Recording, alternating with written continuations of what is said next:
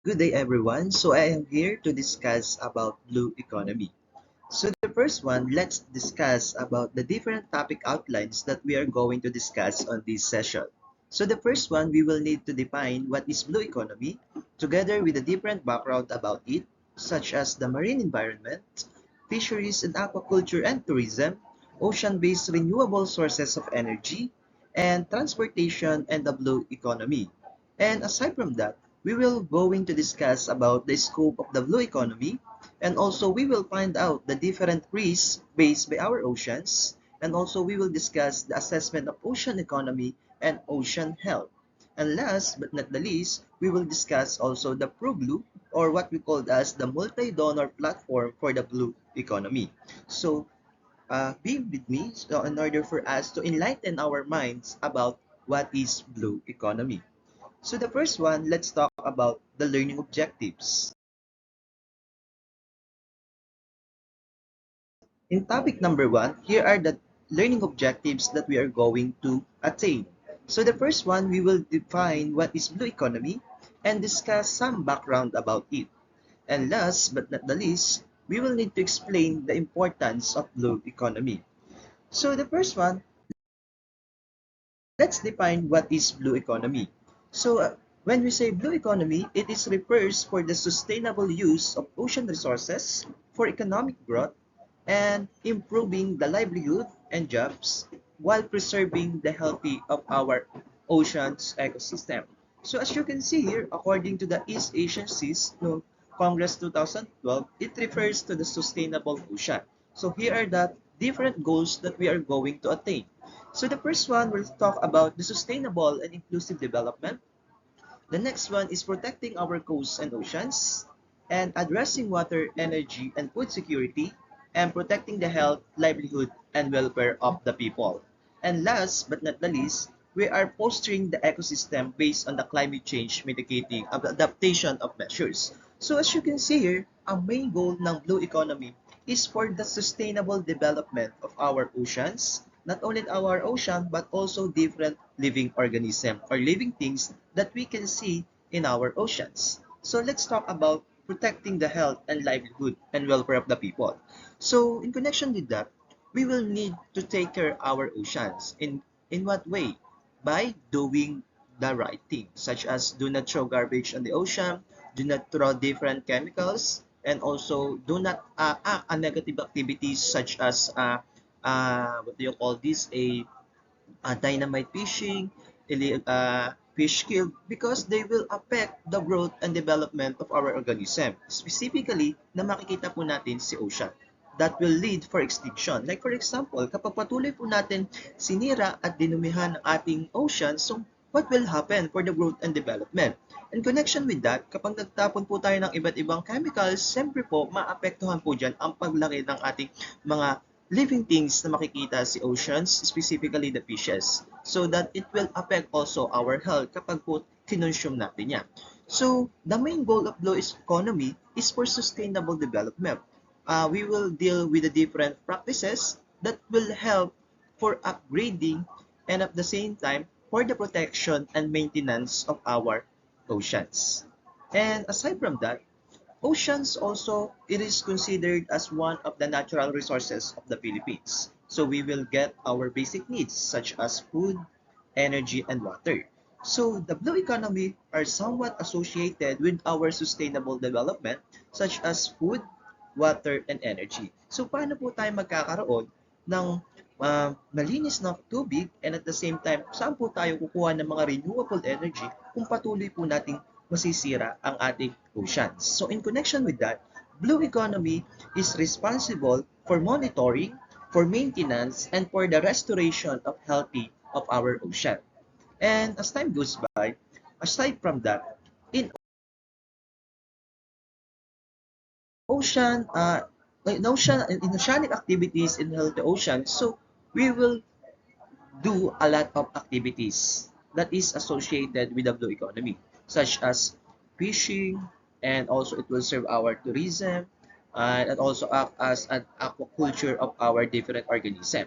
And aside from that, oceans are one of the need of the people because it will serve as a livelihood or jobs for many people, most specifically our fishermen. And aside from that, under the blue economy, we will have a policies. So what is policies? So diyan po papasok yung National Oceanic Policies Federation, wherein ang main goal is for the protection, maintenance of our ocean in order to sustain a healthy ocean resources, such as our fish, crustaceans, planktons, so on and so forth.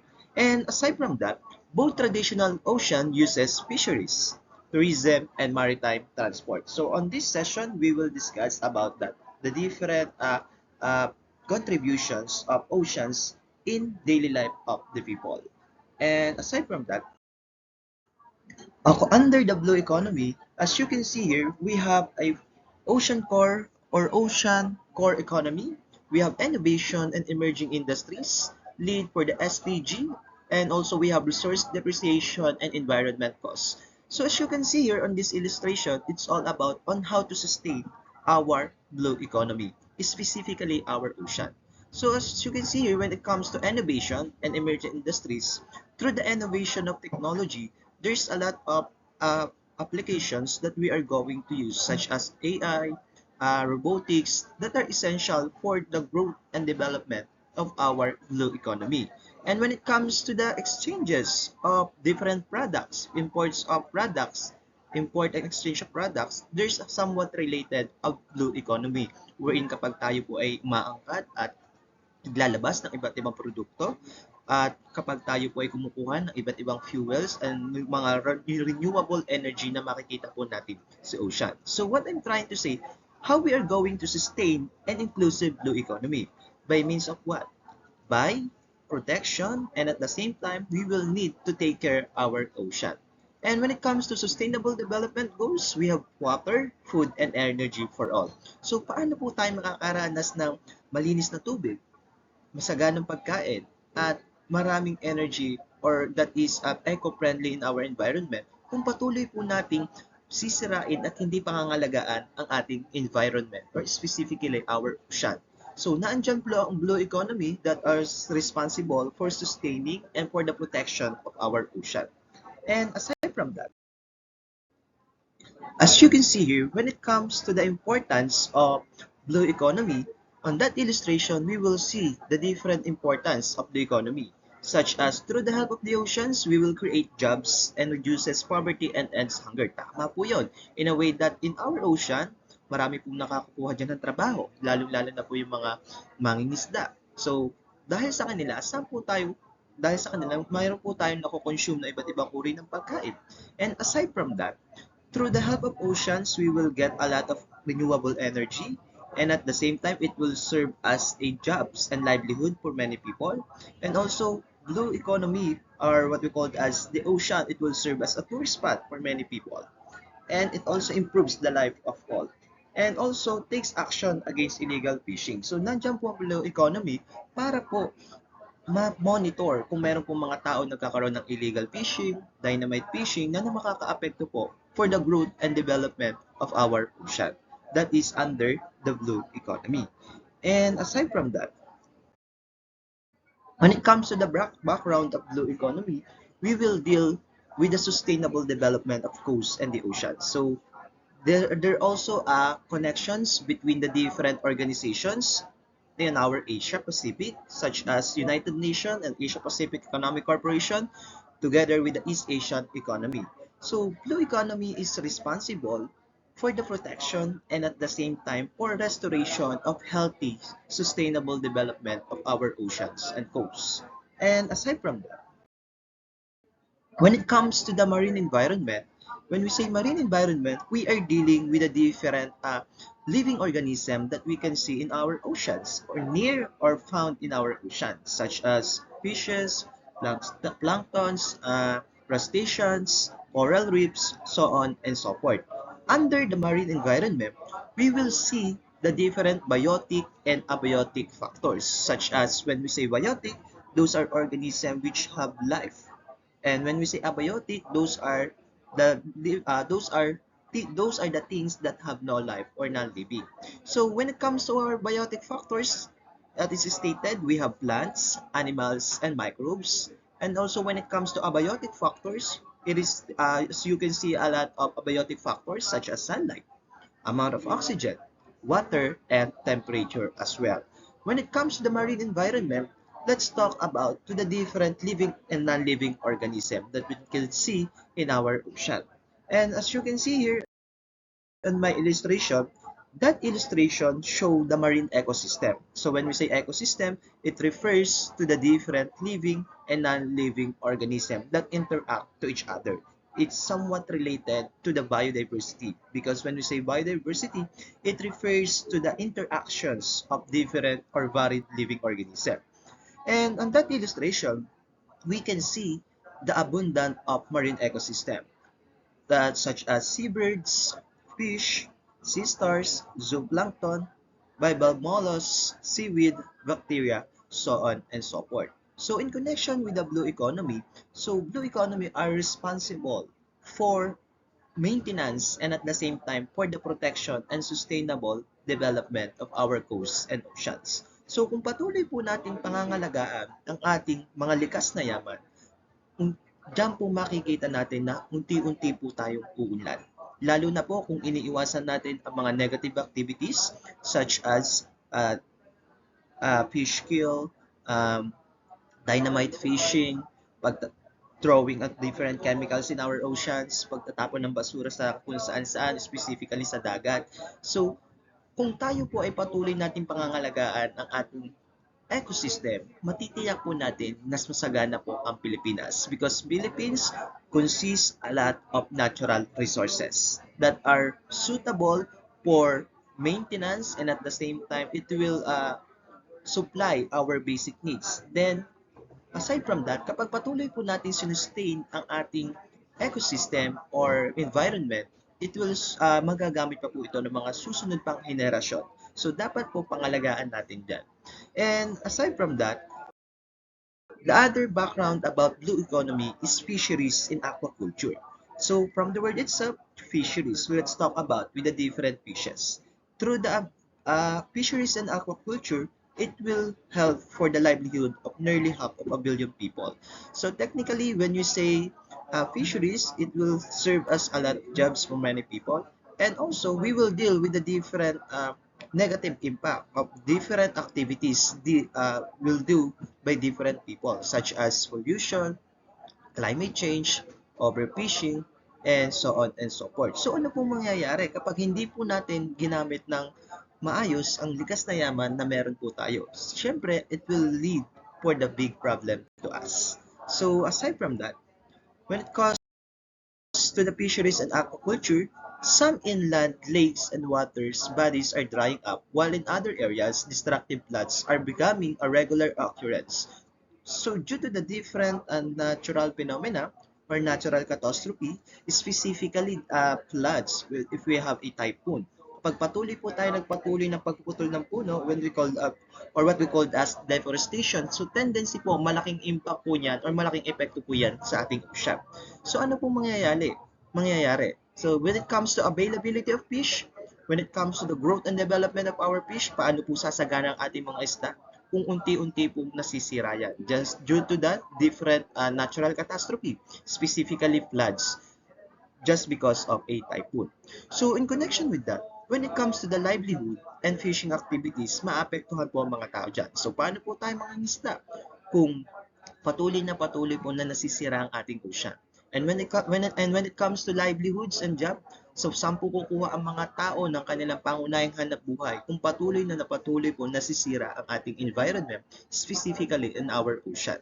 So it depends on us on how to sustain, maintain, and take care our oceans or specifically our environment.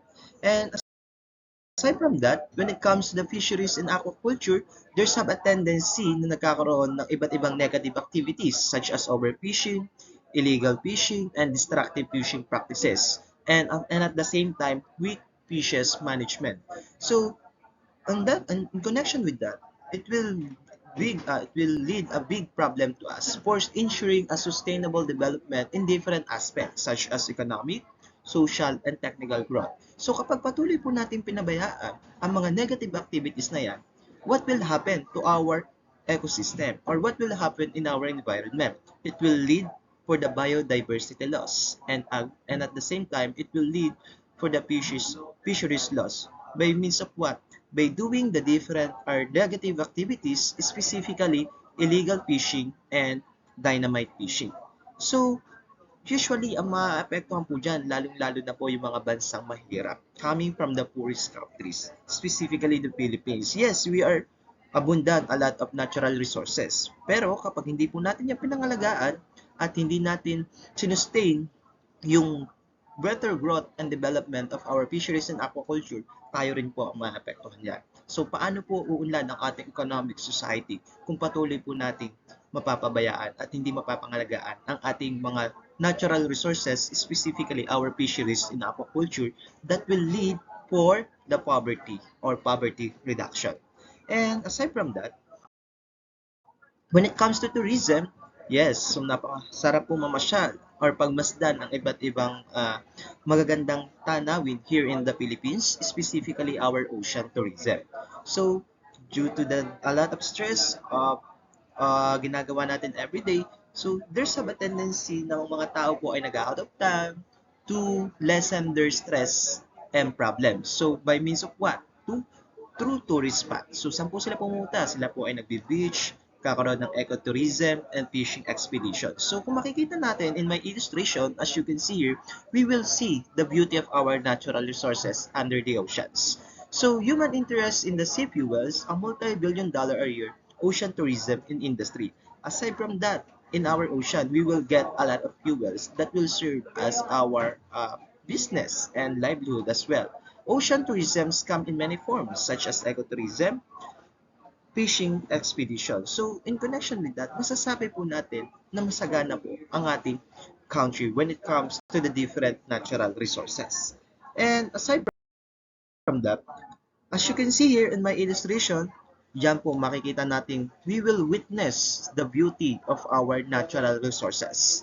So, kapag tayo nagbe-beach, we're going to vacation, we will have some relaxation in order to lessen or to avoid some stress and problems. So, in connection with that, we will witness the beauty of our nature, specifically our natural resources such as our oceans.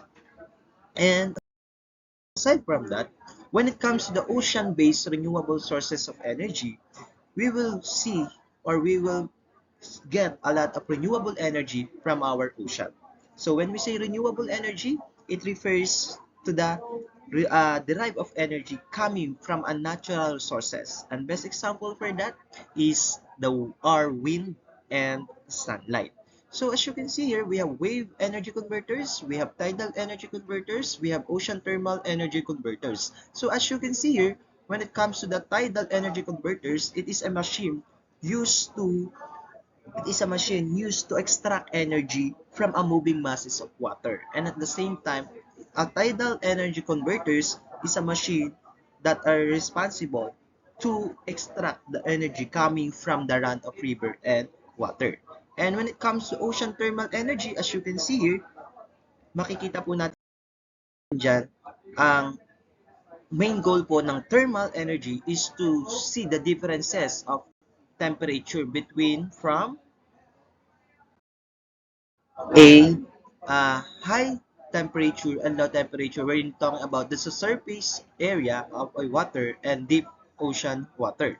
And aside from that, when it comes to the ocean-based renewable sources of energy, let's talk about to the different energy came from uh, uh, in the natural processes such as windmill and also electrostatic, like for example, TEZM.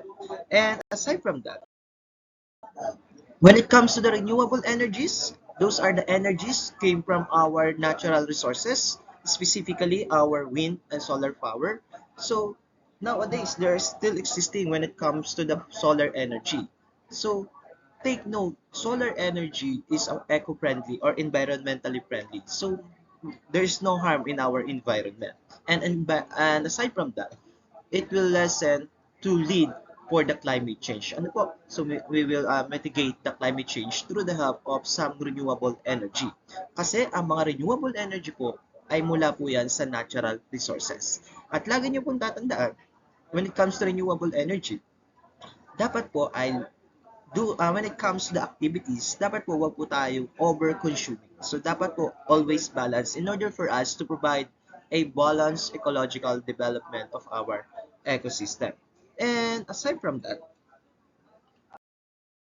when it comes to the key renewable marine energies, so we are of different types such as wind energy, wave energy, tidal energy, ocean current energy, and OTEC. So when we say OTEC, let's talk about the ocean thermal energy conversion.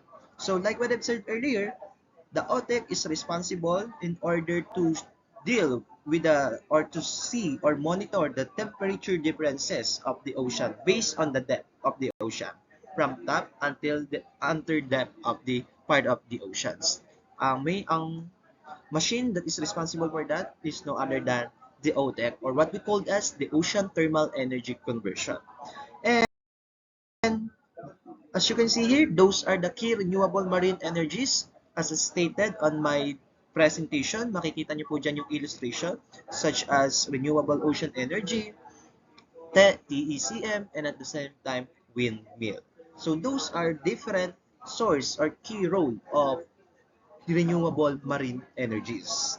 And also, as time goes by, to move on, we are dealing with the transportation and the blue economy. So when it comes to the trade-off of different products and services, so sa pag-angkat at paglabas po natin ng mga produkto, there's something related po or there's something role about transportation, such as our passenger transport, freight transport, services for transport, and inland transport. Kung makikita po natin dyan yung pag-exchange ng mga iba't ibang products and services. Like for example, yung mga fuel, umaangkat po tayo sa ibang bansa and at the same time, naglalabas din po tayo ng iba't ibang products, materials, and equipments that are essential in order to sustain our sustainable development. And also, it is essential for us to uplift the economic progress of our country. And also, when it comes to transportation and blue economy, we have marine transportation and shipping industry, ang pinaka-central sectors po ng blue economy. Because there's a lot of machines, equipments, and transportations that we are going to use in order for us to have a better sustainable development of our country. And aside from that, we have transportation and the blue economy. So makikita po dito kapag nagkaroon po ng without sufficient amount of marine construction, syempre po mahirap po tayo mag-exchange. It will be difficulties for us to exchange different products and services. Lalong-lalo na po kapag hindi po masyadong maganda ang kalidad ng mga transportation na meron po tayo. So malaking epekto po yan para po when it comes to the processes. Okay? And also,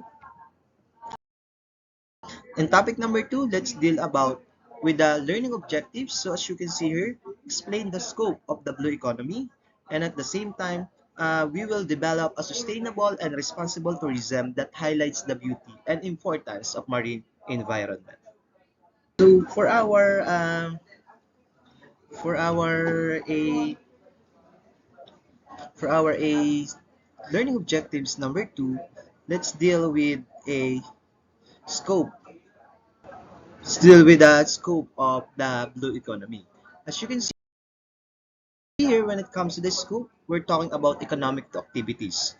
So dyan po papasok yung mga fish activities such as different activities when it comes to fishing, when it comes to diving, and also as you can see here, the blue economy encompasses the all economic activities with a direct relationship with the ocean and coastal marine resources. So it depends us on how to take care our ocean. So like for example, kapag maganda po yung mga ginagawa natin sa ating ocean, technically mas maganda po yung progress and development of our ocean.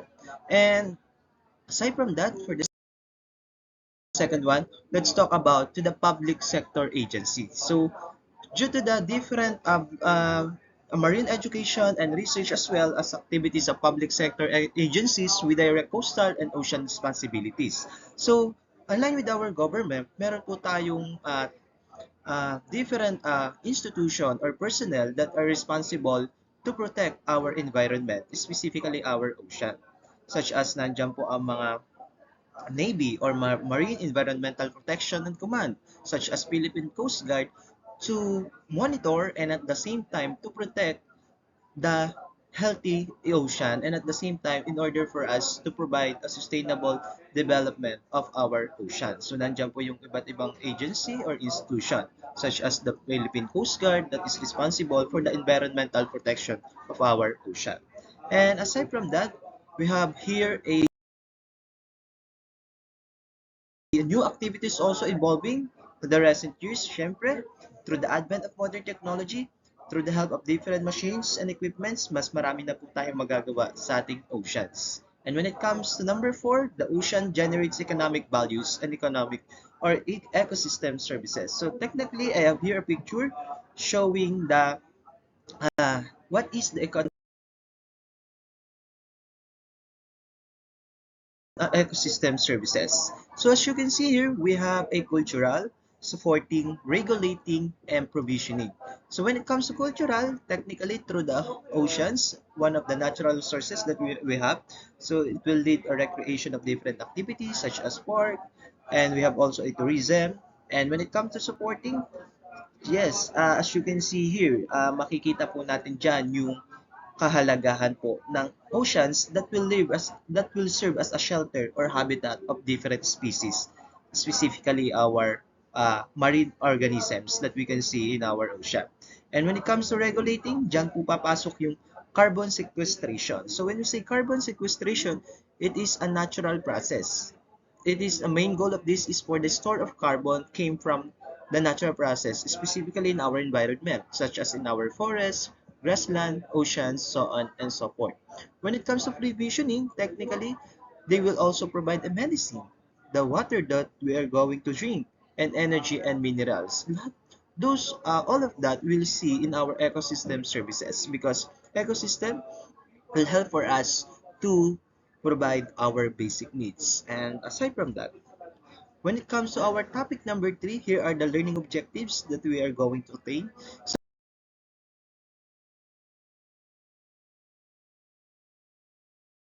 So the first one, we will need to identify the different risks faced by our ocean. And number 2, we will discuss the possible ways to solve different risks faced by our ocean. So the first one, let's talk about the risks. So the first risk faced by our ocean is climate change. So technically, it is a major threat for our biodiversity. So climate change refers to a long period of changes of a weather. Technically, climate change have a big impact or big effect in many people, not only in the people but also in different living organisms. Such as warmer oceans mean fisheries productivity decreases. Tama po yun. So pag due to the warm temperature, maapektuhan po dyan yung production and at the same time the growth and development of our fisheries. And at the same time, it will lead for the destruction of habitat. Like for example, nagkaroon ng iba't ibang natural catastrophes such as earthquake, typhoon, hurricane. So it will lead for the destroy of our shelter, specifically the habitat of different living organisms that we can see not only in the ocean but also in our terrestrial land. And aside from that, fishing. Isa po sa mga risk na kinakaharap ng ating ocean. Lalong-lalo na po kapag ang mga tao ay nagkakaroon ng illegal fishing and dynamite fishing. So that will lead for the extinction of our organism, specifically our fishes. And the next one, we have trade-off. So when we say trade-off, let's talk about the exchange of different products and services. So between long-term sustainability and short-term growth. As you can see here in my illustration, we will deal on how to export and import different materials, equipments, products together with the fuels or some renewable energy that we have. And, and aside from that, we have scarcity. So through the climate change, so nagkakaroon po ng scarcity sa Tagalog po, pagkulang sa tubig or kakalungan sa water because of the climate change. And aside from that, Other risks faced by our ocean is pollution. Like for example, water pollution, air pollution, that will lead a big problem for the tourism. Like for example, pag patuloy po tayo nagtapon ng basura sa ating ocean, so paano pa po tayo dadayuhin ng mga tao? And when it comes to the production of fishes, paano po mamumuhay ang mga isda na masagana at malinis kung patuloy po natin dunudumihan ang ating ocean? And when it comes to pollution, through the different factories and companies that we have, and also they will throw garbages and throw different chemicals in the ocean, so it will lead for the it will lead for the big problem when it comes to the life of fishes. Like for example, yung mga kumpanya, yung mga factories, nagtatapon sila ng chemical sa dagat. So, paano magkakaroon ng masagana or abundant oceans or paano mamumuhay ang organism ng maayos kung ang nalalangha po nila ay puro maduduming chemicals. And aside from that, here are the some solutions that we are going to do in order for us to solve some risks faced by our oceans. As you can see here, we need to establish marine parks in order to protect biodiversity. And the next one, we will reduce the destructive fishing practices such as trolling. So those are the possible ways that are going to use in order to lessen or to avoid some problems when it comes to the risk facing by our ocean. And aside from that, we will need to minimize the use of military sonar that can harm or kill the whales. And at the same time, we will need to help fishers to maintain their livelihood by incorporating conservation effort. Through what? By means of doing the right activities. So we will need to provide because ocean provide also different lot of jobs and livelihood in many people. So we will need to conserve and protect our uh, ecosystem, specifically our ocean. And when it comes to our topic number 4, here are the learning objectives that we are going to use or that we are going to achieve rather. So we will need to discuss the assessment of ocean economy and ocean health. Next, we will recognize the natural capital as a critical economic asset and as a source of public benefits. So now, let's move on. So when it comes to assessment, we have a Chongwon Declaration according to EAS region. So technically, we'll talk about provide a different foods in different region when it comes to energy, medicine, recreation, transportation, income, and job. So when it comes to GDP or what we call as gross domestic product, we will discuss the different countries where it talks about to ocean and coastal marine resources that may varying degrees. Like in Korea, we have 3.3%, and in Philippines, we have 4.5%, and we have 9.4% in China and 13% in Indonesia. So I have here a table showing the GDP of various countries and each region. So, as you can see on that illustration, we will notice the ocean economy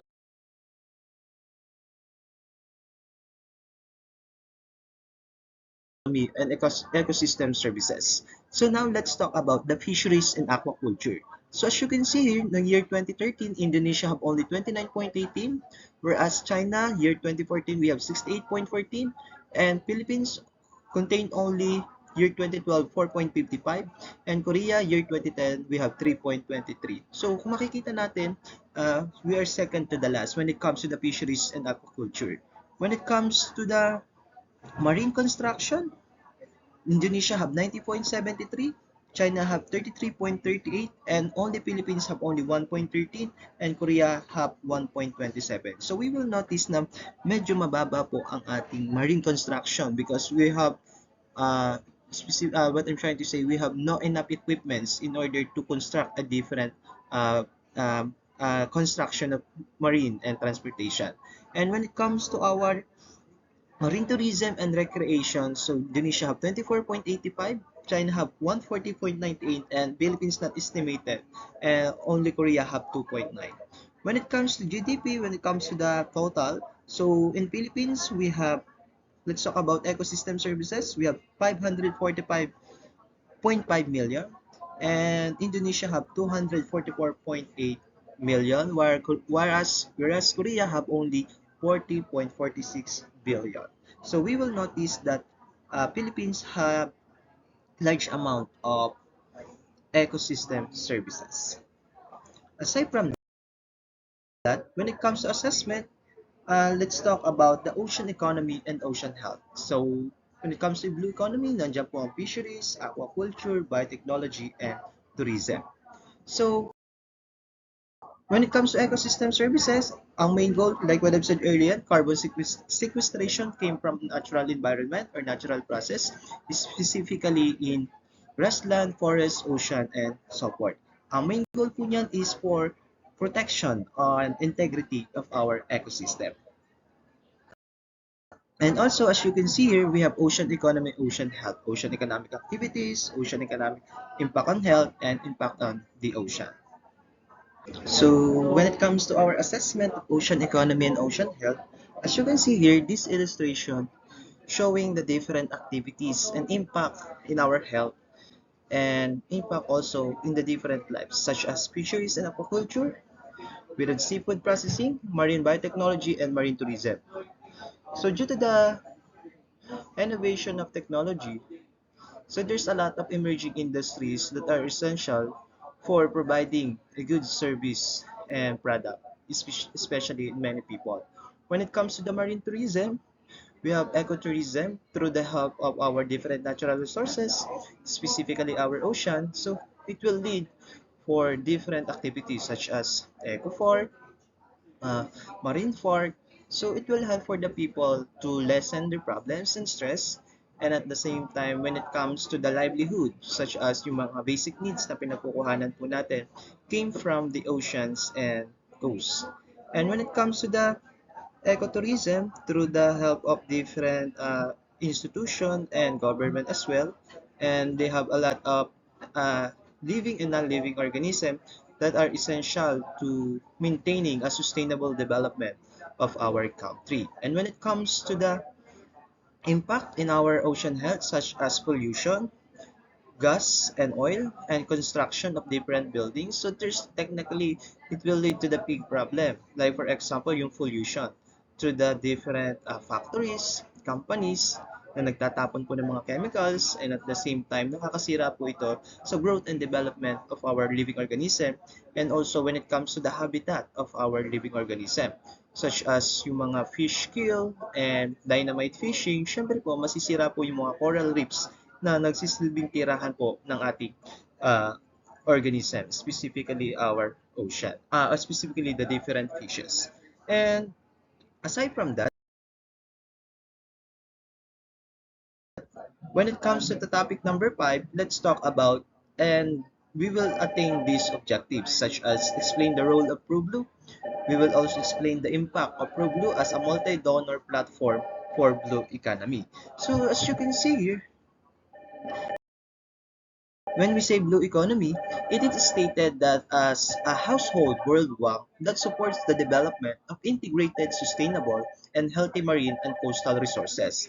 So, Prove Blue, it is a trust fund created by World Bank in order to support the different institutions, and at the same time, ang main goal po nito is for sustainable development of our coastal areas or coastal resources. So, as you can see here on my presentation, on this illustration, we will see the four pillars that is also aligned with the Blue or what we call as the multi-donor platform for blue economy. So, it is a funded, meaning to say there's involved a money. Kasi po ang main goal po nila is for protection, restoration, and at the same time, maintenance or sustainable of our coastal resources. So the first one, we have improved fisheries governance. Number two, we have marine pollution management that is responsible po when we say pillar number two, marine pollution management and including marine litter. So sila po ang responsible kapag may nagtatapon ng basura sa ating dagat, and sila po ang responsible to monitor that. And when it comes to pillar number three, we have blueing of oceanic sector. So let's talk about with the different marine shipping and transportation. So sila po ang responsible to build a different machines, specifically yung mga sasakyan nating bandagat. And when it comes to pillar number 4, we talk about integrated seascape approach. So let's talk about mga ecotourism and marine environment. So, ang main goal po ng four pillars na yan is to achieve the integrated integrated and sustainable economic development in healthy oceans. So, lagi niyo po tatandaan na ang ProBlue, it is funded by World Bank, and the main goal of this is for sustaining and at the same time improving the status of our economic development when it comes to the healthy ocean. And also, there's a lot also of training that we'll provide, and also there's a lot of products and tools that we are going to use in order to sustain and maintain the economic development of healthy oceans. So those are the four platforms or four pillars that are associated with approved blue, or what we call as the multi-donor platform for blue economy. Because on this donor, there's those money or fund will use in order to sustain and maintain, and also in order to provide a better progress of our environment, specifically our ocean, or what we call as blue economy. So here are the references na pinagkuhanan ko po. So it is stated on my presentation. So to sum up my lesson or this session, let's talk about the importance of blue economy. You will only you will need to instill in your mind that when we say blue economy, it is refers to the sustainable use of natural resources of our ocean for economic growth and maintain the livelihood and jobs while preserving the healthy of ocean ecosystem. So we will also discuss of different agency, the scope, and the background about blue economy, wherein ang main goal po niya is for sustainable development of our country, such as fresh air, fresh water, energy or energy resources, and security as well. So in applying in a real life situation as an individual, we will need to avoid different negative activities such as throwing garbage to anywhere, specifically in our ocean, throwing chemicals coming from the factories, and at the same time, uh, uh, pagtatapon ng basura, and also iwasan po natin magkaroon ng fish kill or what we call as dynamite fishing kasi nakakaapekto po ito sa coral reefs. Ang coral reefs po ay it will serve as the habitat or shelter of our different living organism, particularly the fishes. So, to sum up, all in all, blue economy are responsible for maintenance and at the same time for sustainable development in order to provide a healthy economic development of our society, most particularly our economic country. So once again, so that's the end of my presentation on this session. So this my presentation is which is all about the blue economy. So without further ado, my name is Romel Mercado Pinesa, a student in Masteral, and this presentation will prepare to Miss Dr. Mario A. Kujaman, our professor. And our subject is all about the Sci 504, which is all about the environmental science. So that's all for today. Thank you so much, and God bless us all.